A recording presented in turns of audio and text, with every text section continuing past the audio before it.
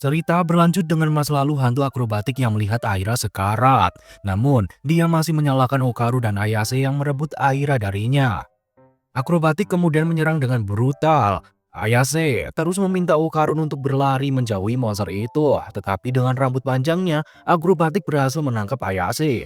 Okarun yang membawa Aira dengan wujud yokai kesulitan berlari di antara kontainer yang rapat. Akrobatik terus mengejar dan menyerang Okarun. Akrobatik berhalusinasi, merasa memaafkan Aira yang tidak memanggilnya ibu, dan berniat memakan Aira agar mereka bisa bersatu.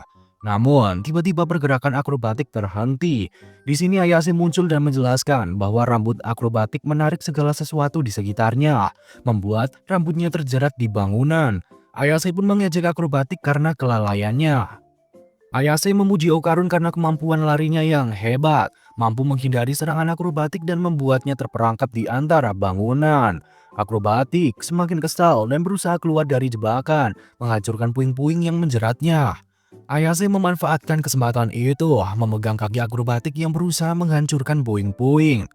Ayase meminta Okarun untuk menggunakan kekuatan penuhnya, tetapi Okarun bingung karena belum pernah bertarung dengan kekuatan nenek turbo. Debat mereka memperburuk situasi, terutama karena akrobatik hampir melepaskan diri dan menyerang. Namun, tiba-tiba Okarun melancarkan serangan mematikan yang membuat akrobatik terlempar jauh dan mengejutkan Ayase. なんじゃこりゃ。 Meskipun serangan itu mempengaruhi akrobatik, Okarun merasa tubuhnya sangat sakit dan nenek turbo merendahkan Okarun, merasa kekuatan penuhnya hanya memberi dampak kecil. Saat Ayase bertanya apa yang harus mereka lakukan dengan akrobatik, nenek turbo menyarankan untuk membiarkannya begitu saja. Tidak lama, Okarun berdiri dan berbicara dengan Ayase. Sementara, nenek turbo mencari biji Okarun yang ada pada Aira. Setelah menemukannya, Ayase merasa lega karena salah satu biji Okarun sudah ditemukan. Namun, Aira telah meninggal. Ayase segera memeriksa denyut nadi Aira, sementara dia juga mendengarkan detak jantungnya. Ayase menjelaskan bahwa manusia akan mati jika dimakan oleh hantu. Namun, mereka dengan kekuatan Esper dan nenek turbo bisa selamat dari itu. Meskipun demikian, Ayase terus berusaha membuat Aira bernafas, bahkan meminta Okarun untuk memberikan nafas buatan. Nenek turbo hanya diam menyaksikan usaha Ayase yang gigih. Ayase mencoba memompa jantung Aira menggunakan kekuatannya. Sementara, Okarun terus memberikan nafas buatan dan meminta nenek turbo menghubungi ambulans. Meskipun mereka selalu berusaha, Aira tetap tidak sadar. Akrobatik kemudian bangkit dan mendekati Aira, mengatakan bahwa mereka tidak akan bisa membangkitkannya. Namun, dia memiliki cara lain, yaitu memberikan auranya kepada Aira. Aura dianggap sebagai sumber kehidupan, seperti baterai bagi makhluk hidup. Tanpa aura, tubuh tidak bisa berfungsi. Oleh karena itu, akrobatik berniat menggantikan aura Aira yang hampir padam. Ayase sempat ragu mengira akrobatik ingin memakan Aira. Tetapi tiba-tiba akrobatik merobek mulutnya dan menegaskan bahwa dia tidak akan memakan Aira. Dia bahkan menantang Ayase untuk memukulnya dengan besi jika tidak percaya. Nenek Turbo mengonfirmasi bahwa pernyataan akrobatik benar. Tanpa aura, Aira akan mati. Meski Ayase ragu, dia mengancam akrobatik untuk tidak bertindak aneh, menunjukkan kekhawatirannya kepada Aira yang dulu ingin dibunuhnya. Ayase bisa memindahkan aura akrobatik dengan kekuatan espernya, seperti menghubungkan kabel. Saat mencoba menyentuh aura akrobatik, Ayase kembali ke masa lalu akrobatik, di mana dia adalah pekerja nakal yang menjajakan diri. Dalam kenangannya, akrobatik pulang ke rumah saat hujan deras, melihat gaun cantik di toko, dan disambut anak kecil yang merupakan anaknya. Mereka terlihat bahagia, menggambarkan kehidupan keluarga kecil yang penuh kebahagiaan. Cerita berlanjut dengan menggambarkan keseharian akrobatik muda yang bekerja sebagai OB dan mengajarkan anaknya balet. Mereka menjalani kehidupan bahagia, bekerja, bermain, dan makan bersama. Hubungan ibu dan anak sangat hangat, terlihat dalam foto-foto kenangan mereka. Suatu hari, akrobatik memberi hadiah gaun unik untuk anaknya yang sangat senang memakainya, baik saat berlatih balet, makan ulang tahun, maupun tidur di bangkuan ibunya. Namun kehidupan bahagia mereka berubah ketika terjadi pertengkaran antara ibu akrobatik dan dua pria yang menagih hutang. Ibu akrobatik mencoba melindungi anaknya, namun terjatuh dan terluka parah. Meski begitu, dia berusaha merebut anaknya kembali, tapi malah terlempar dan pingsan. Beberapa waktu kemudian, akrobatik terbangun dan mengejar anaknya. Berlari dengan terengah-engah hingga terjatuh dan pingsan. Akrobatik kemudian ditemukan menari di atas gedung pencakar langit. Akrobatik menari seperti penari balet profesional di bawah bintang, mengenang masa lalu ketika dia menjadi penari balet sebelum bekerja serabutan untuk anaknya. Namun tiba-tiba dia malah melompat dari gedung, mengingat kehidupannya bersama anaknya.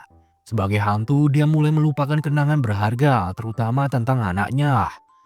Tiba-tiba, dia melihat anak kecil yang memanggilnya ibu, alias Yaira kecil yang mengira akrobatik adalah ibunya. Aira dipanggil oleh ayahnya dan dinasehati untuk tidak berkeluyuran sendirian. Aira kecil belum mengerti bahwa ibunya telah meninggal. Melihat anak itu, akrobatik kembali teringat bahwa dia punya anak. Namun, dia salah mengira Aira sebagai anaknya. Akrobatik mulai berevolusi dengan rambut yang memanjang, berpikir akan melindungi Aira. Saat Aira hidup kembali, Ayase menangis haru setelah melihat masa lalu akrobatik. Akrobatik meminta maaf kepada Aira karena telah berjanji melindunginya, namun malah menyakitinya, dan tubuhnya mulai melebur. Ayase penasaran tentang apa yang terjadi dengan akrobatik. Dan Nenek Turbo menjelaskan bahwa aura adalah seperti baterai. Tanpa aura, akrobatik akan mati. Karena penyesalannya, akrobatik tidak akan pergi ke alam sana, melainkan menuju kehampaan, terlupakan oleh semua orang, hidup atau mati.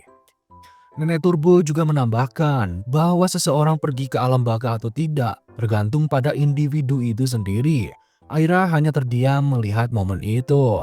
Akrobatik di sini merasa sangat menyesal, berpikir bahwa jika anaknya tidak lahir darinya, mungkin dia akan lebih bahagia. Aira seolah memahami perasaan akrobatik dan memeluknya lalu memanggilnya ibu. Akrobatik pun hancur sepenuhnya. Cerita berlanjut ke rumah Ayase, di mana mereka sedang makan bersama. Aira kini mulai bergabung dengan kelompok orang-orang aneh. Okarun melihat Ayase dan Aira yang terlihat begitu cantik. Ayase bertanya kepada Aira yang sebelumnya memusuhinya karena sebuah insiden. Namun, Aira menyatakan tidak berniat memusuhinya atau berteman. Ayase pun meminta maaf atas tindakannya dan meminta Aira meminta maaf kepada Okarun karena telah mengejeknya. Aira menjawab bahwa dia tidak akan memusuhi hanya karena baskom, tetapi menganggap Ayase adalah iblis. Ayase sambil makan memarahi Aira yang salah paham, membuat mereka repot. Namun, Aira tetap bersikeras bahwa Ayase adalah iblis, terutama setelah melihat Okarun berubah wujud menjadi monster, dan nenek Ayase, Dodoria, yang tampak muda dan cantik. Dodoria merasa senang dengan komentar Aira, sementara Aira semakin kesal, menyebut Ayase dan Okarun sebagai iblis, bahkan menganggap Ayase sebagai pemimpin mereka yang ingin menghancurkan dunia. Mereka berdua terus berdebat konyol sambil makan. Aira berdiri dan keluar dari rumah Ayase, berterima kasih atas makanan yang disajikan. Dodoria malah mendukung Aira untuk menghajar Ayase, membuat Ayase kesal karena neneknya memihak orang luar. Sebelum pergi, Aira berbicara dengan Okarun, mengatakan meskipun Okarun iblis, dia telah berulang kali menolongnya. Okarun menjawab polos bahwa tidak ada alasan khusus untuk menolong orang lain. Aira masih salah paham dan menganggap Okarun memiliki hati manusia. Bertindak akan membebaskan Okarun dari Ayase yang dia anggap sebagai bos iblis. Ayase bertanya kepada Okarun yang menjelaskan Aira salah paham.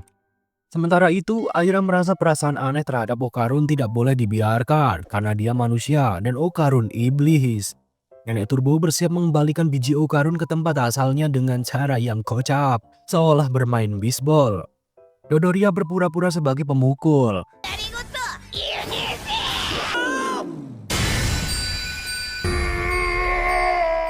Okarun merasa lega karena salah satu bijinya kembali ke tempat asal. Keesokan harinya, Okarun terlihat lesu karena satu biji lainnya belum ditemukan. Ayase mengajak Okarun bertemu saat istirahat, tetapi Okarun menghindar, mengaku akan menulis laporan. Saat istirahat, Ayase makan bersama kedua temannya yang bertanya tentang keberadaan Okarun. Ayase merasa Okarun bersikap aneh, seolah menyembunyikan sesuatu. Temannya menyarankan mungkin karena ada cewek baru, mengingat Ayase teringat kepada Aira.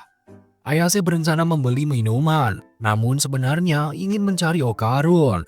Saat berjalan, dia terkejut melihat Okarun dan Aira di belakang taman kelas. Sebelumnya, Okarun berlatih keras untuk menjadi lebih kuat, mengikuti saran Dodoria untuk menambah massa otot agar bisa melindungi Ayase dengan melakukan 100 push up dan squat dalam 5 set. Tidak lama kemudian, Aira datang dan tiba-tiba menyatakan perasaannya kepada Okarun yang merupakan iblis.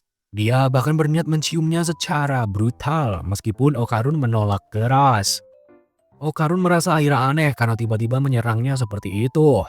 Namun Aira dengan kocaknya mengklaim bahwa mencintai seseorang harus segera berciuman. Sesuai dengan buku yang dibacanya semalam yang sepertinya buku orang dewasa. Mereka berdebat dan Aira pun bersiap menerima ciuman. Namun tiba-tiba Ayase datang dan salah paham yang membuatnya cemburu dan segera pergi. Okarun mengejarnya tetapi Ayase menolak mendengarkan penjelasan Okarun dan menjauh. Setelah kejadian itu, Ayase terlihat galau. Pelajaran pun dimulai dengan guru menjelaskan tentang udang sentadu yang memiliki kekuatan pukul hingga 80 km per jam dengan daya serang 150 kg. Jika udang sebesar manusia, kerusakan yang dihasilkan bisa mencapai 700 ton dan akan lebih besar lagi jika di udara. Ayase masih terlihat galau setelah melihat Okarun dan Aira bersama di belakang kelas.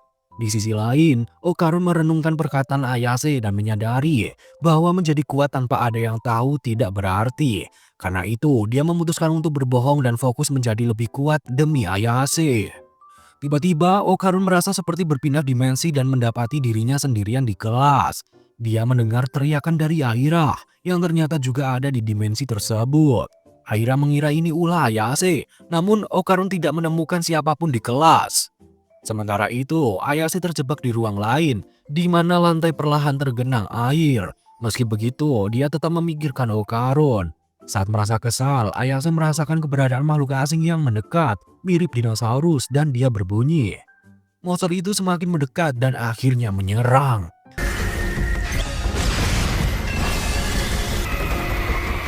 Kerusakan yang ditimbulkan sangat besar, memotong beberapa ruang kelas. Untungnya, Ayase selamat karena berjongkok saat serangan terjadi. Setelah makhluk itu pergi, Ayase masih memikirkan Okarun.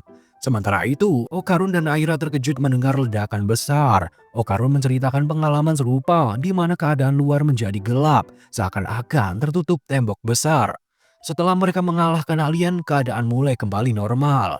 Aira tidak percaya dengan cerita alien dari Okarun. Tetapi Okarun menegaskan bahwa alien lebih jahat dari hantu dan datang untuk mengumpulkan alat reproduksi manusia. Tiba-tiba muncul sosok alien berpostur petinju yang langsung menyerang mereka. Kemudian alien yang pernah Okarun lawan muncul dan menggunakan kekuatan gravitasi untuk menahan Okarun. Okarun meminta Aira untuk menjauh, membuat alien heran karena hanya orang dengan kekuatan spiritual tinggi yang bisa masuk ke ruang nihil, menunjukkan bahwa Aira mungkin memiliki kekuatan spiritual yang sangat besar. Alien mengungkapkan tujuan mereka ingin mengambil tweet-tweet Okarun yang menurut mereka sangat istimewa dalam aspek tertentu. Serpo menyebutkan bahwa Okarun memiliki kekuatan yang melampaui sains dan teknologi mereka, sehingga mereka menginginkan kemampuan Okarun. Kekuatan gravitasi dari alien membuat Okarun tidak bisa berubah, yang dia anggap mirip dengan kekuatan Esper Ayase. Saat alien akan mulai meneliti Okarun, Aira tiba-tiba menyelamatkannya dengan berubah menjadi yokai akrobatiknya. 高倉様を